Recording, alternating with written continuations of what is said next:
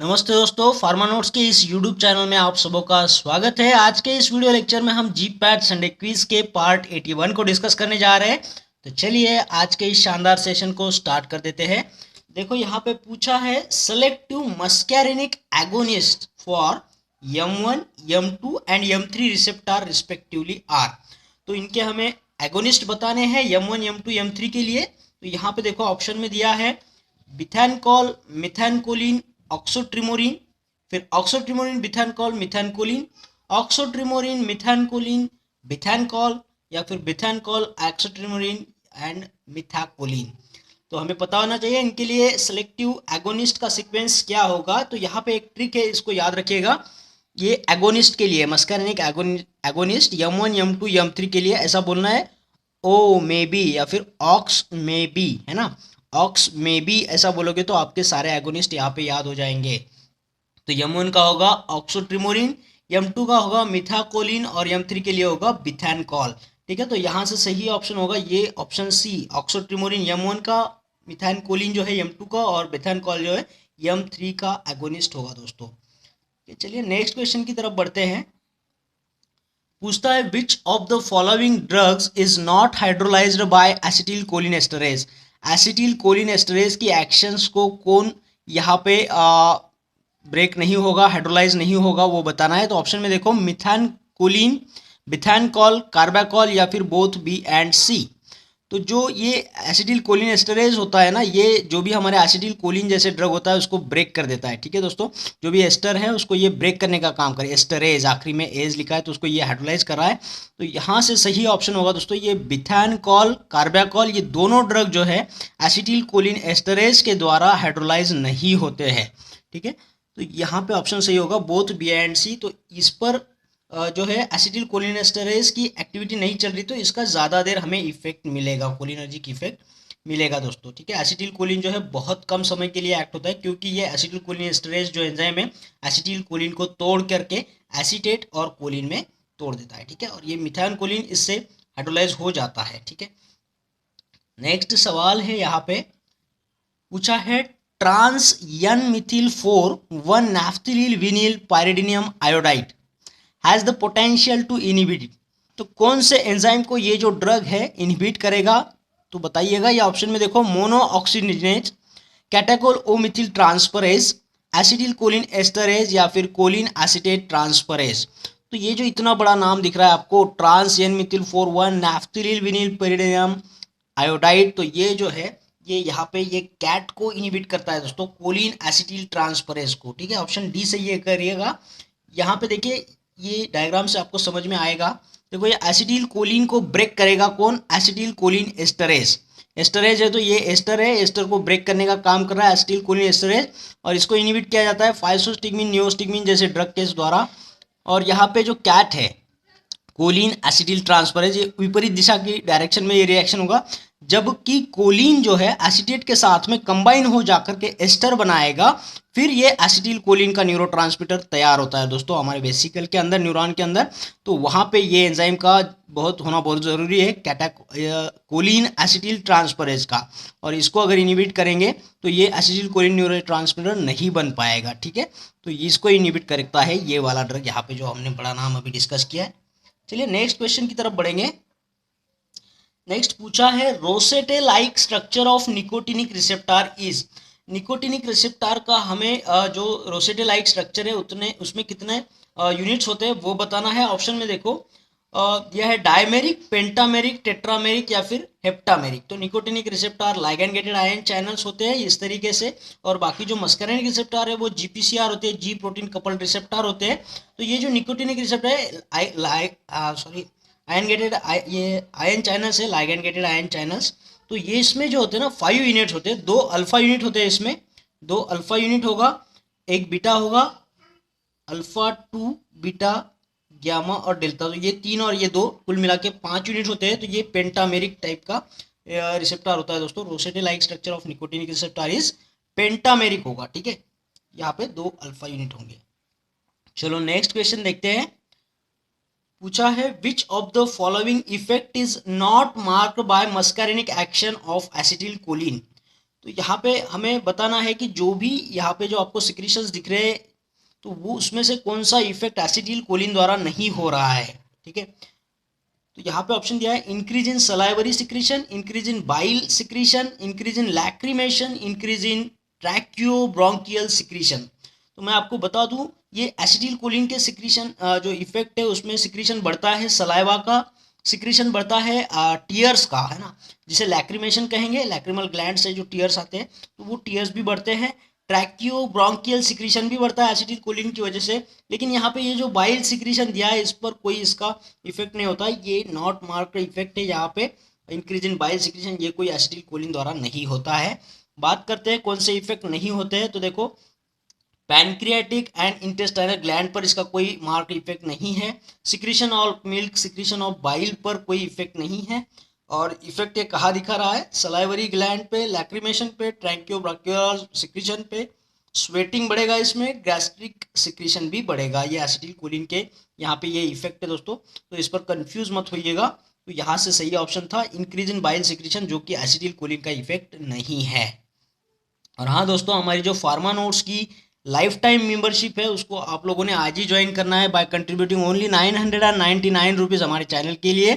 और जैसे ही आपका कंट्रीब्यूशन हो जाता है आपको हमारे प्राइवेट टेलीग्राम चैनल से लिंक किया जाएगा, जहां पे आपके प्रिपरेशन के लिए आपको ये सारे जो मटेरियल है PDF के फॉर्म में मिलता रहेगा दोस्तों। और इस ट्रांजेक्शन के लिए आपको हमारे इस मोबाइल नंबर की ज़रूरत पड़ेगी, इसे नोट कर लीजिएगा 8087339648 पर। और कोई भी ट्रांजेक्शन ऐप से आप ये ट्रांजेक्शन कर सकते हो, जैसे फ़ोनपे, गूगल पे या फिर पेटीएम। ठीक है, तो कोशिश करिएगा इस मेंबरशिप को जल्द से जल्द ज्वाइन करें। चलिए नेक्स्ट क्वेश्चन की तरफ बढ़ते हैं। यहाँ पे थोड़ी जोड़ी मैच करनी है आपको एक क्वेश्चन में। देखो ये नॉर एड्रेनालिन के साथ में अगर बेटिलियम बोलूँ तो एसिटिल कोलिन के साथ में आप क्या बोलोगे। नॉर एड्रेनालिन और बेटिलियम का संबंध क्या है ये आपको पता होना जरूरी है, तभी आप एसिटिल कोलिन के साथ में कौन सा ड्रग आएगा वो बता सकते हो। ऑप्शन दिया है वेसामिकॉल, बोटुलिनियम, रिजरपाइन या फिर पायरेजेपिन। तो देखिए ये नॉर एड्रेनालिन का जो एक्सोसाइटोसिस होता है न्यूरॉन के अंदर वेसिकल के द्वारा, तो उस एक्सोसाइटोसिस को ब्लॉक किया जाता है ब्रेटिलियम के लिए। ब्रेटिलियम ड्रग जो है नॉर एड्रेनालिन का एक्सोसाइटोसिस को ब्लॉक करता है। तो उसी तरीके से इस एसिटिल कोलिन का जो रिलीज है एक्सोसाइटोसिस से, उसको ब्लॉक कौन करेगा, तो उसको जो ब्लॉक करेगा तो वो है बोटुलिनियम ड्रग दोस्तों। तो यहाँ से सही करना है आप लोगों ने बोटुलिनियम। ठीक है, नॉरएड्रेनालिन का एक्सोसाइटोसिस ब्रेटिलिनियम, गोनेथिडीन जैसे ड्रग से ब्लॉक किया जाता है, और उसी तरह से एसिटोलिन कोलिन का एक्सोसाइटोसिस बोटुलिनियम से ब्लॉक किया जाएगा। बात करेंगे वेसामिकॉल की, तो ये जो वेसामिकॉल है, जो एसिटिल कोलिन जब वेसिकल के अंदर स्टोर होने के लिए जाता है तो इस प्रोसेस को, वेसिकल के अंदर जाने की प्रोसेस को जो रोकता है वहां पे ये वेसामिकॉल ड्रग काम करेगा दोस्तों। ठीक है, इसे रोकेगा। फिर बात करेंगे इस रिजरपाइन की, तो ये भी रिजर्वेशन ऑफ नॉर एड्रेनालिन जो वेसिकल में जाता है ना वहाँ पे ये रिजरपाइन काम करेगा। ठीक है, डोपामाइन एक्चुअली जाता है तो वहाँ पे उसको ब्लॉक करेगा ये। यहाँ पे एसिटिल कोलिन जाता है जो न्यूरोट्रांसमीटर है। और नेक्स्ट बात करेंगे पायरेनजेपाइन की, तो ये M1 मस्कैरिनिक M1 रिसेप्टर के एंटागोनिस्ट होते हैं पायरेनजेपिन करके। ठीक है, नेक्स्ट क्वेश्चन है यहाँ पे choline uptake inhibitor is, choline का अपटेक कौन रोकता है। यहाँ पे ऑप्शन है hemicholinium, alpha bungarotoxin, succinylcholine या फिर ब्लैक विडो स्पाइडर। तो सही इसका जवाब होगा हेमिकोलियम करके दोस्तों, हेमिकोलिनियम जो है। देखो यहाँ पे समझते हैं, देखो एसिटेट और कोलिन जो है वो कम्बिनेशन करके वेसिकल में जाएंगे एसिटिल कोलिन के फॉर्म में। जब इसका एक्सोसाइटोसिस होगा तो एसिटिल कोलिन रिलीज होगा यहाँ पे। फिर यहाँ पे इस एसिटिल कोलिन एस्टरेज नाम का एंजाइम जो है इसे ब्रेक करेगा, इस एस्टर को।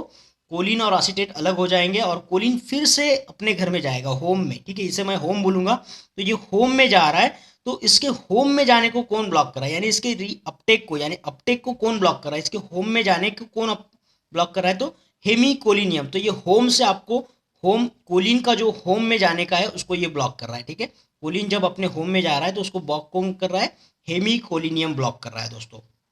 ठीक है, अल्फा बंगारोटॉक्सिन ये ट्यूबोक्युरारिन के साथ में आएगा, ये न्यूरोमस्कुलर जंक्शन के ब्लॉकिंग एजेंट्स में आएगा, non depolarising neuromuscular blocker. Succinylcholine जो है डीपोलराइजिंग न्यूरोमस्कुलर ब्लॉकर, और ब्लैक वाइडर स्पाइडर जो है, ब्लैक विडो स्पाइडर, ये यहाँ पे एक्ट करेगा दोस्तों। जो एक्सोसाइटोसिस से एसिटिल कोलिन निकल रहा है तो उसकी मात्रा बढ़ाएगा, ये जो एक्सोसाइटोसिस है उसको प्रमोट करेगा उसको बढ़ाएगा, उसके एक्शन को एक्सोसाइटोसिस के। तो यहाँ पे जो है ब्लैक विडो स्पाइडर एक्ट करता है, जो एसिटिलकोलिन के रिलीज को बहुत ज़्यादा में बढ़ाता है दोस्तों, ठीक है। और इस प्रोसेस को ब्लॉक कौन करेगा? बोटुलिनियम, जो हमने अभी के क्वेश्चन में देखा था। तो नेक्स्ट है क्वेश्चन यहाँ पे, muscarinic blocker useful in the treatment of peptic ulcer. Peptic ulcer के ट्रीटमेंट में काम में आने वाला मस्कैरेनिक ब्लॉकर बताना है। ऑप्शन देखो, डारिफेनासिन, मेथोट्रामाइन, पायरेंजेपिन या फिर अट्राक्यूरियम। तो यहाँ से सही जवाब होगा दोस्तों यम1 के साथ में ज़्यादा से ज़्यादा आपिटी रखने वाले मस्कैरेनिक ब्लॉकर जो है पायरेंजेपाइन, जो यम1 ब्लॉकर है। तो इनका खास यूज़ है पेप्टिक अल्सर के लिए, तो इसे याद रखिएगा। डेरिफिनासिन जो है यम3 का ब्लॉकर होता है। मेथोट्रामाइन जो आएगा, मेथोट्रामाइन, ट्रिपिटामाइन जो है यम2 के ब्लॉकर होते हैं दोस्तों, ठीक है। तो इसे करके याद रखिएगा, ये क्यूरियर में जाएगा, atracurium drug, neuromuscular blocker, non depolarising. Next question है यहाँ पे, इन ऑर्गेनोफॉस्फेट पॉइजनिंग प्रालिडॉक्सिन यानी PAM is reactivator of the acetylcholine esterase, ठीक है। जब भी ऑर्गेनोफॉस्फेट का पॉइजनिंग होता है तो ये एसिटिलकोलिन एस्टरेज को पकड़ के रखता है ये, ठीक है। उसका फॉस्फोरिलेशन हो जाता है तो पकड़ के रखता है, तो एंजाइम को वो छोड़ता नहीं है। तो उस एंजाइम को ब्लॉक किया गया है, तो उसका रीएक्टिवेशन होने के लिए हमें पाम देना जरूरी होता है पेशेंट में, ठीक है। प्रालिडॉक्सिन यानी पाम उसका शॉर्ट फॉर्म है। तो आगे क्या बोल रहा है, palm will be most effective if given. अगर इस पाम के एक्शन को बहुत ज़्यादा इफेक्टिव बनाना है तो इसे कब देना चाहिए, ठीक है। तो यहाँ पे ऑप्शन देखिए, at the time of ageing, before the ageing, after the ageing, at all the above mention conditions.